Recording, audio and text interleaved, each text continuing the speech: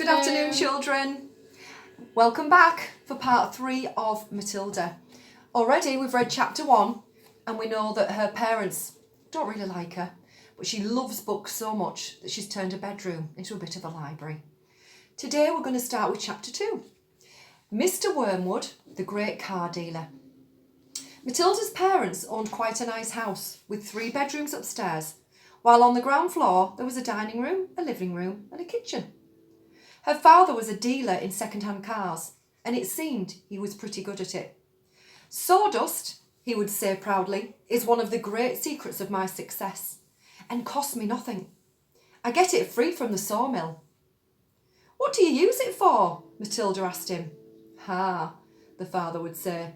Wouldn't you like to know? I don't see how sawdust can help you to sell second-hand cars, Daddy.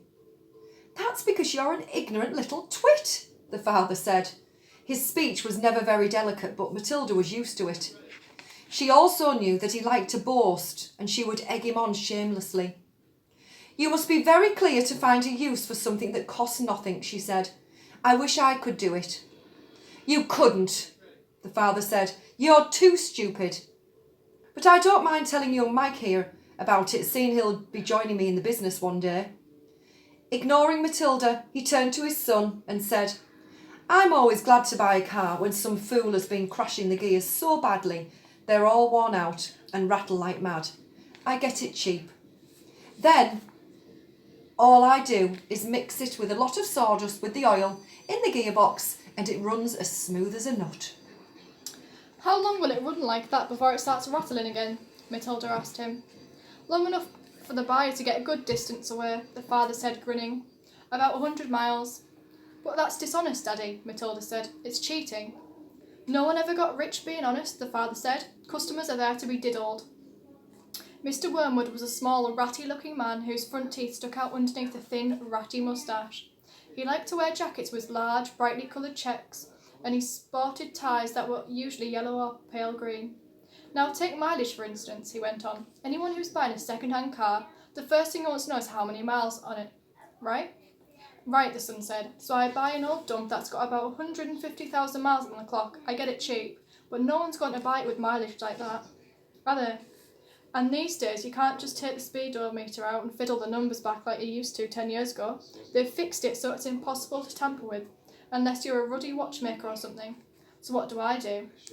I use my brains, laddie, that's what I do. How? Young Michael asked, fascinated. He seemed to have inherited his father's love of crookery. I sit down and I say to myself, how can I convert a mileage reading of 150,000 into only 10,000 without taking the speedometer to pieces?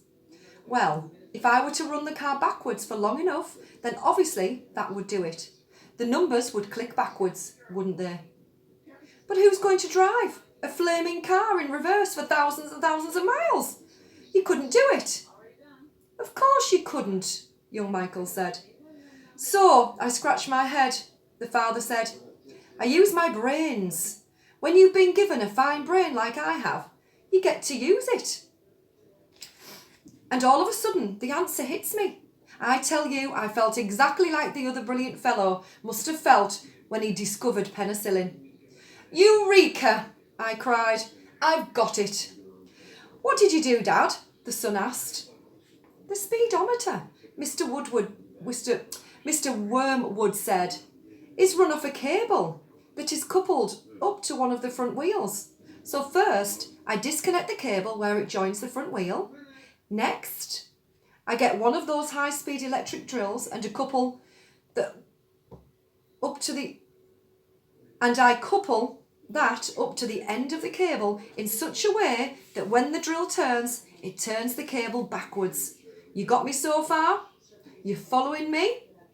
Yes, Daddy, young Michael said. These drills run at tremendous speed, the father said. So when I switch on the drill, the mileage numbers on the speedo spin backwards at a fantastic rate. I can knock 50,000 miles off the clock in a few minutes with my high-speed electrical drill. And by the time I've finished, the car's only done 10,000 and it's ready for sale. She's almost new, I say to the customer. She's hardly done 10,000. belonged to an old lady who only used it once a week for shopping. Can you really turn the mileage back with an electric drill? Young Michael asked. I'm telling you trade secrets, the father said, so don't you go talking about this to anyone else. You don't want me put in the jug, do you? I won't tell a soul, the boy said. Do you do this to many cars, Dad?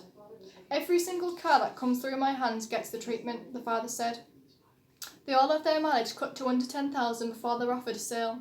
And to think I invented that all by myself, he added proudly. It's made me a mint. Matilda, who had been listening closely, said, But Daddy, that's even more dishonest than the sawdust. It's disgusting. You're cheating people who trust you. If you don't like it, then don't eat the food in this house, the father said. It's bought with the profits. It's dirty money, Matilda said. I hate it. 2 red spots appear on the father's cheeks. Who the heck do you think you are? He shouted. The Archbishop of Canterbury or something? Preaching to me about honesty? You're just an ignorant little squirt who hasn't the foggiest idea what you're talking about. Quite right, Harry, the mother said. And to Matilda she said, You've got a nerve talking to your father like that. Now keep your nasty mouth shut so we can all watch his programme in peace. They were in the living room, eating their suppers on their knees in front of the telly. The suppers were TV dinners in floppy aluminium containers with separate compartments for the stewed meat, the boiled potatoes and the peas. Mrs. Wormwood sat munching her meal with her eyes glued to the American soap opera on the screen. She was a large woman whose hair was dyed platinum blonde, except where you could see the mousy brown bits growing out of the roots. She wore heavy makeup and she had one of those unfortunate bulging figures where the flesh appears to be strapped in all around the body to prevent it from falling out. Fantastic. Well, that was it for today, children. We hope you enjoy the rest of your day. Remember, wash your hands and keep safe. Bye.